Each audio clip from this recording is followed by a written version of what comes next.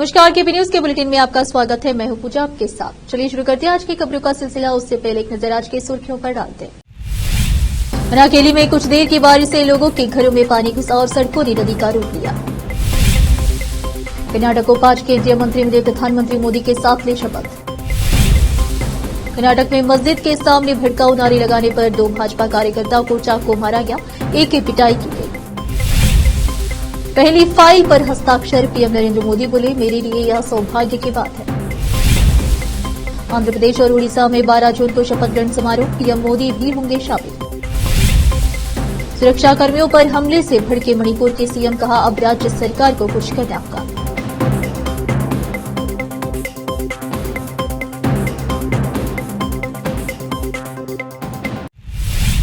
समाचारों का सिलसिला शुरू करते हुए देखते हैं समाचार विस्तार से।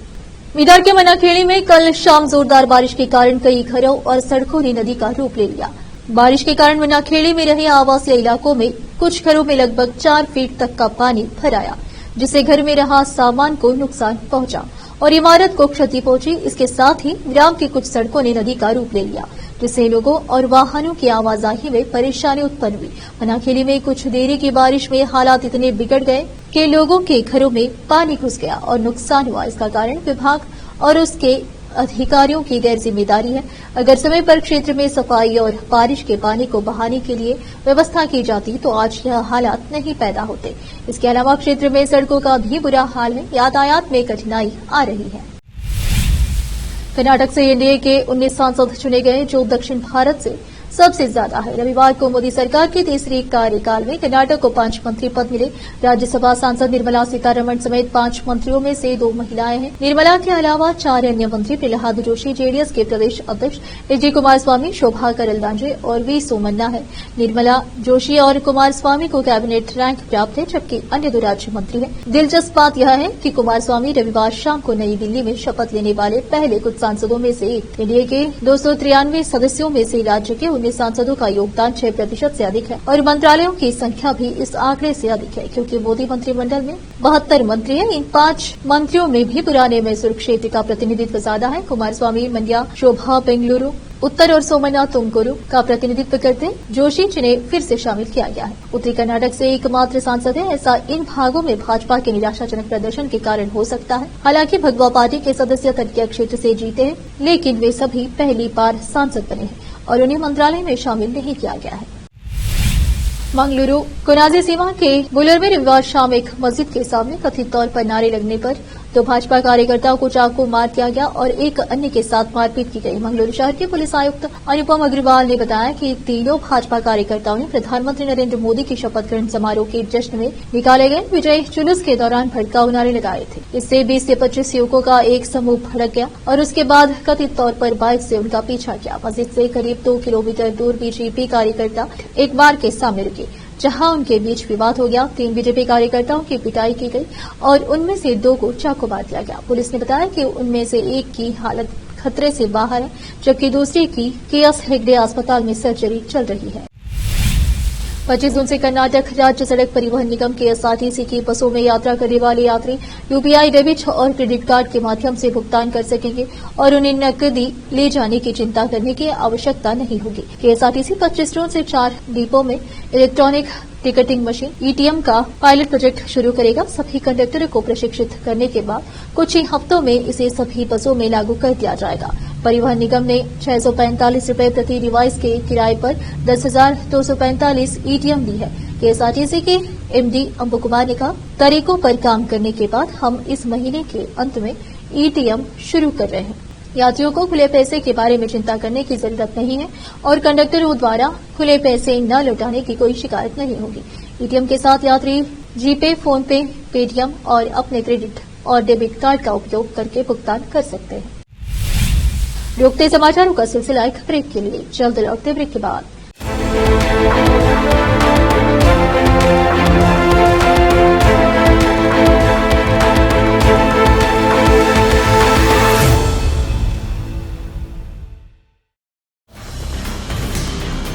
हिंदुस्तान के हर कोने में हम हैं मौजूद। 24 घंटे हालात पर गहरी नजर, खबरों से जुड़े चुपते सवालात, और आपको दिखाता है धार्मिक, सामाजिक, राजनीतिक, लोकल और इंटरनेशनल न्यूज की सबसे बेहतर कवरेज, जो आपको रखती है हर पल बाखबर। देश और दुनिया भर की खबर के लिए देखते रहें केपी न्यूज 24/7। ब्रेक के बाद आपका स्वागत है। आइए देखते हैं देश के अन्य समाचार। नरेंद्र मोदी ने 9 जून को प्रधानमंत्री पद की शपथ ले ली है। पदभार संभालने के बाद आज पीएम नरेंद्र मोदी ने अपनी पहली फाइल पर हस्ताक्षर किया। दरअसल पीएम मोदी ने प्रधानमंत्री किसान सम्मान निधि की 17वीं किश्त की फाइल पर पहला हस्ताक्षर किया। इस फाइल पर हस्ताक्षर करते हुए उन्होंने कहा कि यह मेरे लिए सौभाग्य की बात है।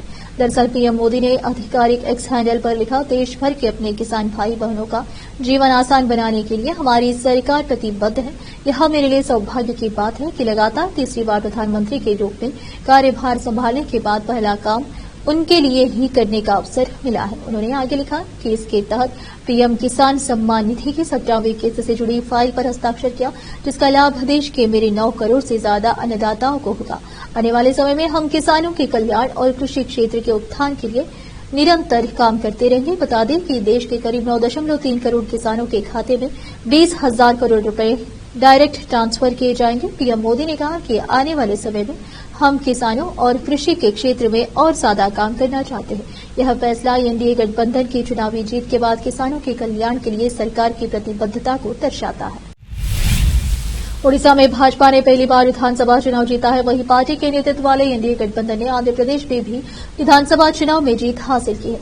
अब इन दोनों ही राज्यों में 12 जून की तारीख को शपथ ग्रहण समारोह का आयोजन किया जाएगा। इन दोनों ही राज्यों के शपथ समारोह में प्रधानमंत्री नरेंद्र मोदी शामिल होने वाले हैं। ओडिशा में होने वाले शपथ ग्रहण समारोह के बारे में भाजपा के प्रदेश अध्यक्ष मनमोहन सावल ने जानकारी दी है। उन्होंने कहा है कि प्रधानमंत्री परसों यानी 12 जून को यहां शपथ ग्रहण समारोह के लिए ओडिशा पहुंचेंगे। शाम 5 बजे भुवनेश्वर स्थित जनता मैदान में हमारा शपथ ग्रहण समारोह होगा। राज्य में सीएम पद के बारे में उन्होंने कहा कि मुख्यमंत्री का चेहरा संसदीय दल तय करेगा। भाजपा में कोई रेस में नहीं है। ओडिशा के नए मुख्यमंत्री के चयन के लिए मंगलवार को भाजपा विधायक दल की बैठक होगी। भाजपा ने 147 सदस्यीय ओडिशा विधानसभा में 78 सीटें जीतकर बहुमत हासिल किया है। ओडिशा में नए सीएम के लिए अब सबकी नजरें ब्रजराज नगर क्षेत्र से विधायक सुरेश पुजारी पर है। भाजपा ने ओडिशा के नए मुख्यमंत्री के चयन के लिए केंद्रीय मंत्रियों राजनाथ सिंह और भूपेंद्र यादव को पर्यवेक्षक नियुक्त किया है। पूर्वोत्तर के राज्य मणिपुर में हिंसा शुरू हुए 1 साल से ज्यादा का समय बीत चुका है। हालांकि अब तक हिंसा में कोई खास कमी नहीं आई है। हालात इस स्तर तक खराब हो गए हैं कि सोमवार को मणिपुर के सीएम एन बीरेन सिंह के अग्रिम सुरक्षा काफिले पर भी उग्रवादियों ने हमला कर दिया है। इस हमले के बाद इस हमले में एक जवान के घायल होने की खबर सामने आई है। अब इस पूरी घटना पर मणिपुर के सीएम एन बीरेन सिंह का भी बयान सामने आ गया है। जानकारी के मुताबिक मुख्यमंत्री का सुरक्षा काफिला हिंसा प्रभावित जिरीबाम जिले की ओर जा रहा था। उग्रवादी कांग पोकपी जिले में घात लगाकर बैठे थे और जब मुख्यमंत्री का सुरक्षा काफिला हिंसा प्रभावित जिरीबाम जिले की ओर जा रहा था तभी उस पर हमला कर दिया। इस हमले में एक जवान घायल हो गया। सुरक्षा बलों के वाहनों पर कई गोलियां चलाई गई, जिसके बाद सुरक्षा बलों ने भी जवाबी कार्रवाई की। उग्रवादियों के इस हमले का बाद अब मणिपुर के सीएम बीरेन सिंह ने सख्त कार्रवाई की बात कही है। बीरेन सिंह ने कहा कि यह बहुत दुर्भाग्यपूर्ण और बेहद निंदनीय है।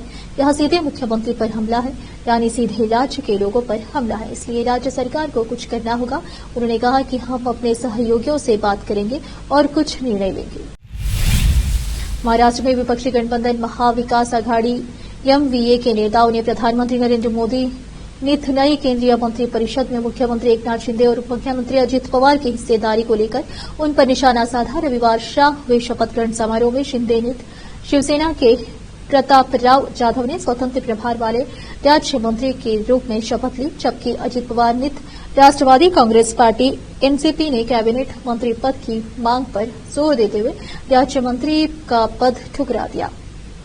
इसे लेकर शिवसेना यूबीटी के प्रवक्ता संजय राउत ने सोमवार को कहा कि मोदी मंत्रिमंडल में दोनों दलों के बहुत कम प्रतिनिधित्व ने साबित कर दिया कि भाजपा ने उन्हें उनकी जगह दिखा दी है।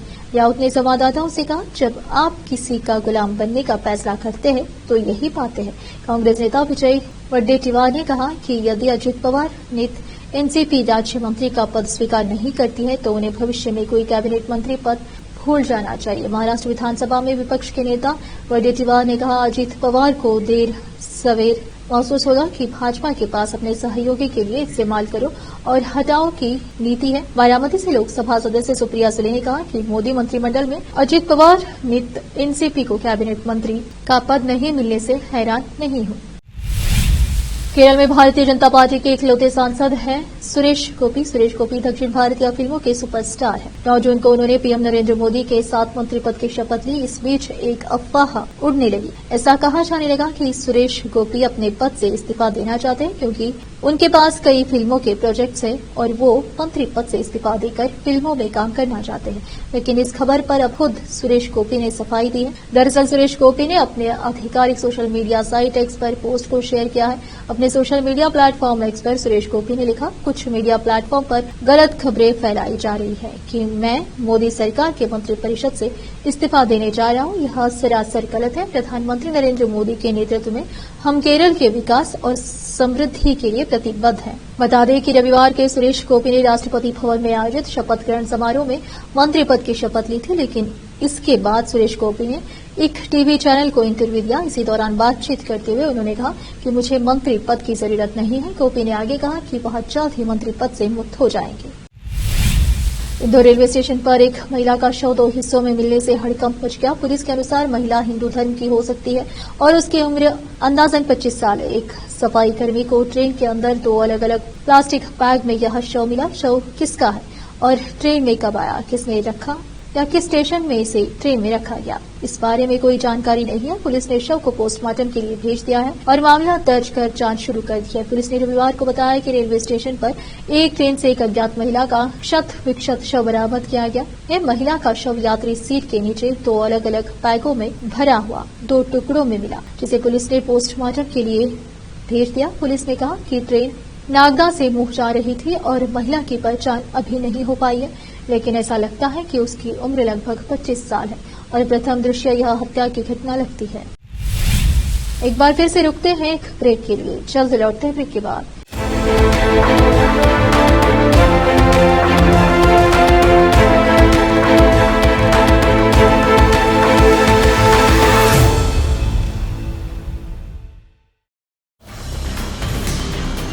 हिंदुस्तान के हर कोने में हम हैं मौजूद। 24 घंटे हालात पर गहरी नजर, खबरों से जुड़े चुपते सवालात और आपको दिखाता है धार्मिक, सामाजिक, राजनीतिक, लोकल और इंटरनेशनल न्यूज की सबसे बेहतर कवरेज, जो आपको रखती है हर पल बाखबर। देश और दुनिया भर की खबर के लिए देखते रहें केपी न्यूज 24/7। ब्रेक के बाद आपका स्वागत है। आइए अब देखते हैं अंतर्राष्ट्रीय समाचार। भारत में हुए लोकसभा चुनाव के बाद नई सरकार का गठन हो गया है। नरेंद्र मोदी ने लगातार तीसरी बार प्रधानमंत्री पद की शपथ ली है। अब पड़ोसी मुल्क पाकिस्तान के प्रधानमंत्री शहबाज शरीफ ने भी पीएम मोदी को बधाई दी है। चीन से लौटने के बाद पाकिस्तान के पीएम शहबाज शरीफ ने एक्स पर लिखे अपने संक्षिप्त संदेश में कहा कि नरेंद्र मोदी भारत के प्रधानमंत्री के रूप में शपथ लेने के लिए आपको बधाई। शरीफ भारत के पड़ोसी देशों से एकमात्र प्रधानमंत्री है जिन्हें नई दिल्ली में शपथ ग्रहण समारोह में आमंत्रित नहीं किया गया था। पाकिस्तान के प्रधानमंत्री शहबाज शरीफ ने सोशल मीडिया पोस्ट कर पीएम मोदी को बधाई देते हुए कहा है कि भारत के प्रधानमंत्री पद की शपथ लेने के लिए नरेंद्र मोदी को बधाई। यमन के हुती विद्रोहियों की तरफ से अदन की खाड़ी में किए गए मिसाइल हमले में 2 जहाजों को नुकसान पहुंचा है। अधिकारियों ने हुती विद्रोहियों की तरफ से किए गए हमले के बारे में जानकारी दी है। अमेरिकी सेना की मध्य कमान ने बताया है कि रविवार देर रात एक जहाज रोधी बैलिस्टिक क्रूज मिसाइल से एंटीगुआ और बारबुडा के झंडे वाले मालवाहक जहाज नरदारनी को निशाना बनाया गया, जिससे जहाज पर आग लग गई और उस पर सवार सभी लोगों को उतारना पड़ा। अमेरिकी सेना ने कहा कि जहाज पर 2 बार मिसाइल से हमला किया गया था। ब्रिटिश सेना के समुद्री व्यापार परिचालन केंद्र ने भी अदन के इस इलाके में हमले होने की सूचना देते हुए कहा कि नुकसान पर काबू पाने का प्रयास जारी है। हुती सेना के प्रवक्ता ब्रिगेडियर जनरल यावहा सारी ने रविवार को एक वीडियो संदेश जारी कर हमले की जिम्मेदारी ली और कहा कि जहाज को मिसाइलों और ड्रोन दोनों से निशाना बनाया गया। फिर से एक नजर सुर्खियों पर। मनाकेली में कुछ देर की बारिश से लोगों के घरों में पानी घुसा और सड़कों ने नदी का रूप लिया। कर्नाटक को 5 केंद्रीय मंत्री मिले, प्रधानमंत्री मोदी के साथ ले शपथ। कर्नाटक में मस्जिद के सामने भड़काऊ नारे लगाने पर 2 भाजपा कार्यकर्ताओं को चाकू मारा गया, एक की पिटाई की गई। पहली फाइल पर हस्ताक्षर, पीएम नरेंद्र मोदी बोले, मेरे लिए यह सौभाग्य की बात है। आंध्र प्रदेश और उड़ीसा में 12 जून को शपथ ग्रहण समारोह, पीएम मोदी भी होंगे शामिल। सुरक्षाकर्मियों पर हमले से भड़के मणिपुर के सीएम, कहा अब राज्य सरकार को कुछ करना होगा।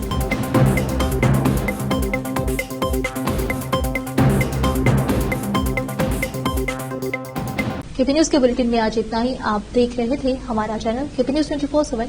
धन्यवाद।